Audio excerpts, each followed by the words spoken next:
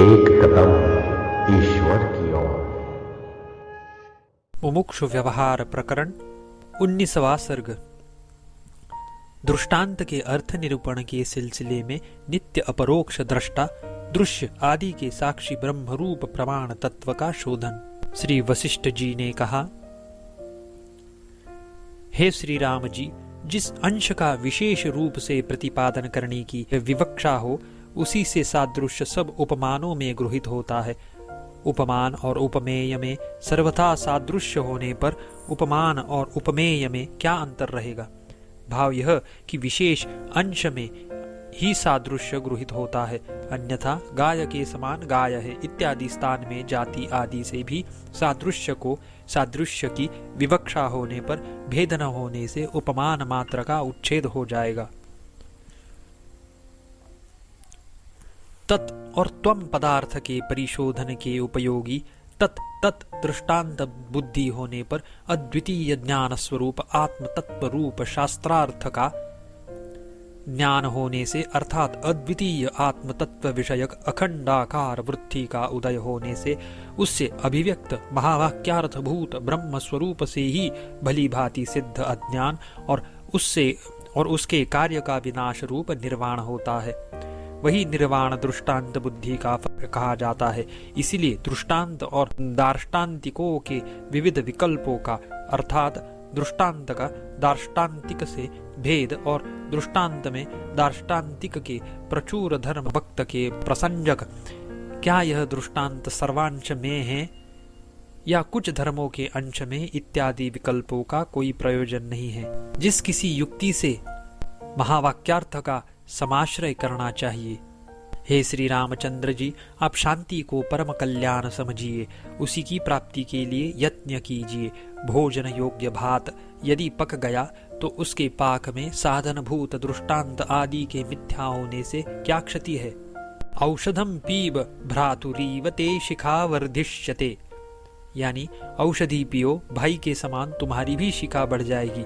इस प्रकार बालक की औषधि पीने में प्रवृत्ति के कारण और शिखा की वृद्धि में अकारण इष्ट साधन होने से एक अंश में सदृश उपमान और उपमेयों से बालक को औषधि पान में इष्ट साधनता ज्ञान के, यानी औषधि पीने से मेरा हित होगा इत्याकारक ज्ञान लिए जैसे लोक में उपमा दी जाती है, वैसे ही एक अंश में सदृश अपरिणामी और परिणामी उपमान और उपमेयों से ज्ञातव्य सत पदार्थ के बोध के लिए उपमा दी जाती है।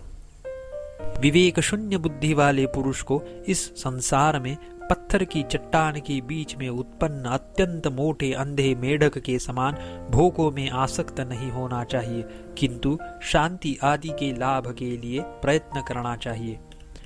इस प्रकार के दृष्टांतों द्वारा बोधित पुरुष को प्रयत्न पूर्वक परम पद प्राप्त करना चाहिए और शांतिप्रद शास्त्रों के अर्थ का परिज्ञाता तथा विचारवान होना चाहिए।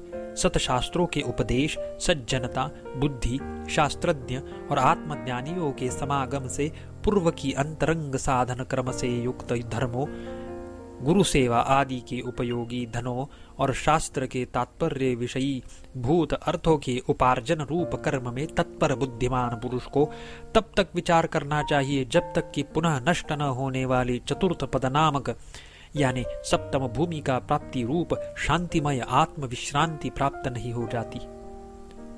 जो पुरुष सप्तम भूमि का प्राप्ति रूप विश्रांति सुख से युक्त है और संसार रूपी समुद्र के पार हो चुका है, वह चाहे जीवित हो चाहे जीवन रहित हो, गृहस्थ हो या यति हो, उसको ऐहिक फल और पारलौकिक फल कृत या अकृत कर्म से प्राप्त नहीं होते और श्रवण मनन रूप मन के विक्षेपों से उसका कोई प्रयोजन नहीं है।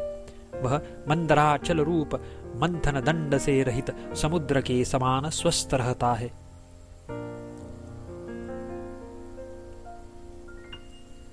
किसी एक अंश से उपमानों की उपमेयों के साथ बोध्य पदार्थ के बोधन के लिए समता होती है।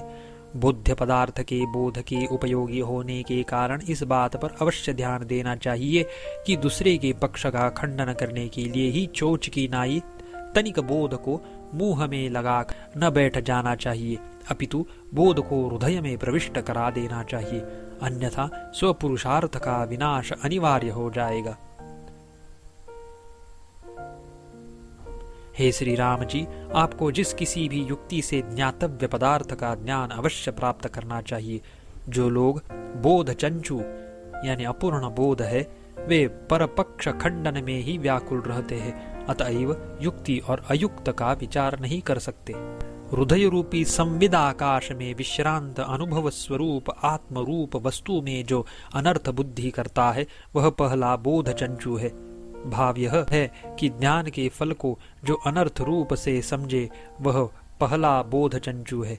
जैसे निर्बल आकाश को मेघ मलिन कर देता है, वैसे ही अभिमान मूलक कुतर्कों से ज्ञान और उसके साधनों को विकल्पित करता हुआ जो मूर्ख अपने आत्मभूत बोध को अंतःकरण में मलिन करता है, वह द्वितीय बोध चंचू है। जैसे संपूर्ण जलों का आधार समुद्र है, वैसे ही संपूर्ण प्रमाणों के प्रामाण्य का आधारभूत प्रत्यक्ष ही मुख्य तत्व है।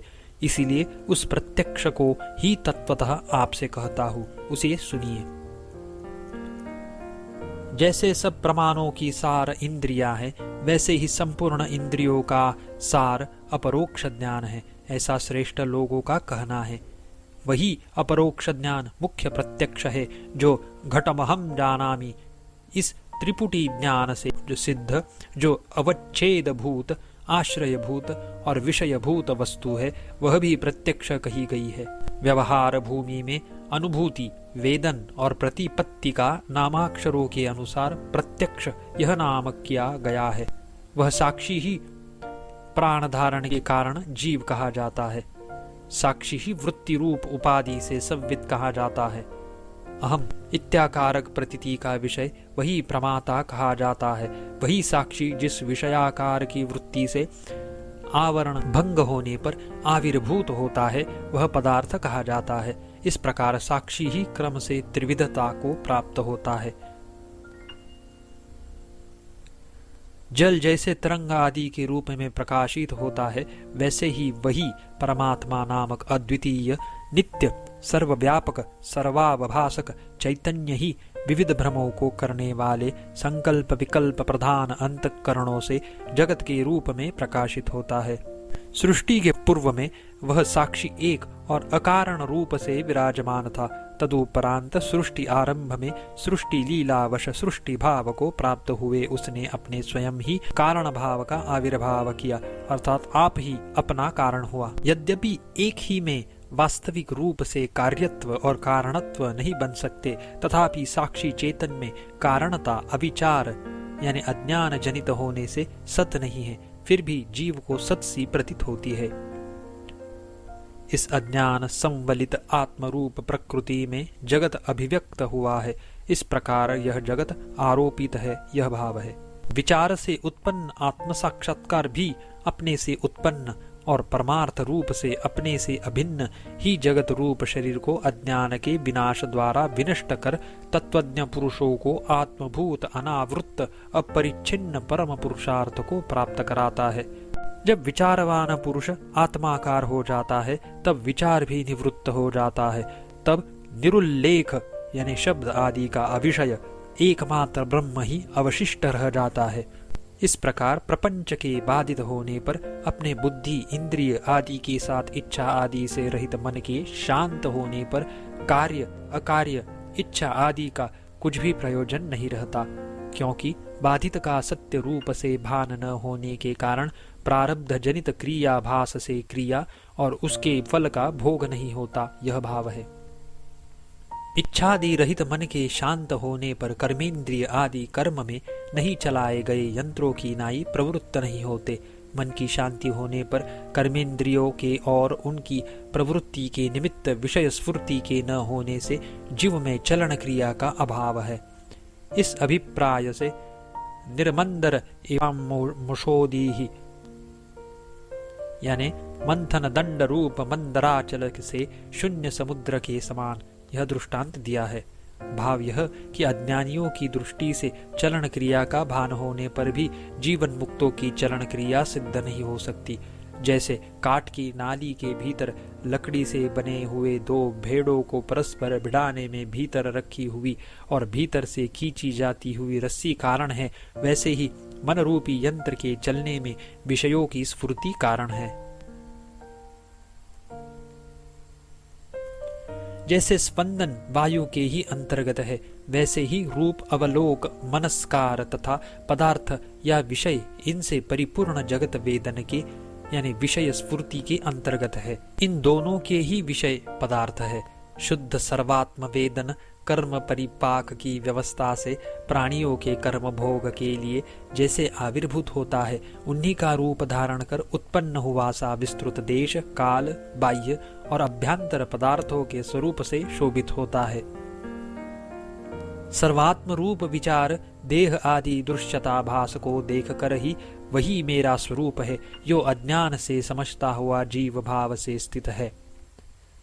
अपना रूप जहाँ जैसे और जिस प्रकार का प्रतीत होता है वैसा ही वह हो जाता है। वह सर्वात्मा जहाँ जैसे उल्लास को प्राप्त होता है वह शीघ्र वैसे ही स्थित होता है और तद्रूप जैसा शोभित होता है। हे श्री रामचंद्र जी, जैसे भ्रमवश रज्जु में सर्प ज्ञान होता है, वैसे ही जगत और वह सर्वात्मा दृष्टा मिथ्या दृश्य होकर प्रकाशित होते हैं। परंतु जब विचार होने पर भ्रम निवृत्त हो जाता है, तब संपूर्ण दृश्य पदार्थ यथार्थ है ऐसा बोध नहीं होता। चूंकि चिद्रूपी दृष्टा सर्वात्मक है, अतएव उसके दृश्य के तुल्य होना अयुक्त नहीं है, प्रत्युक्त युक्ति सिद्ध ही है। दृष्टा के स्वरूप में ही दृश्य भाव का भान होता है, अतएव दृश्य भाव वास्तविक नहीं है। इसीलिए यह स्थित प्रत्यक्ष ही अकारण अद्वितीय ब्रह्म सिद्ध हुआ। अनुमान आदि प्रत्यक्ष पूर्वक होने से उसके अंश है। भाव यह कि संपूर्ण प्रमाणों का तत्व आत्मा ही है। सिंहावलोकन न्याय से दैव के निराश का स्मरण कराते हुए पौरुष का ही यह फल है। हे सज्जन शिरोमणि श्री राम जी, परमार्थतः जो केवल अपने पूर्व जन्म का कर्म है उसे दैव मानकर मैं उसके अधीन हूँ, जैसा वह मुझसे कराएगा वैसा करूँगा। यो उसकी उपासना में तत्पर जो पुरुष है उससे कल्पित दैव को दूर भगाकर इंद्रिय आदि की विजय में शूर अधिकारी पुरुष अपने पौरुष से ही उस परम पद को अपने हृदय में ही प्राप्त करता है। हे श्री रामचंद्र जी, जब तक आप स्वयं ही बुद्धि से उस अनंत रूप विशुद्ध पर ब्रह्म का साक्षात्कार नहीं करते, तब तक आचार्य परंपरा के परमार्थनिष्ठ और प्रमाण शुद्ध मत से विचार कीजिए। 19वां सर्ग समाप्त।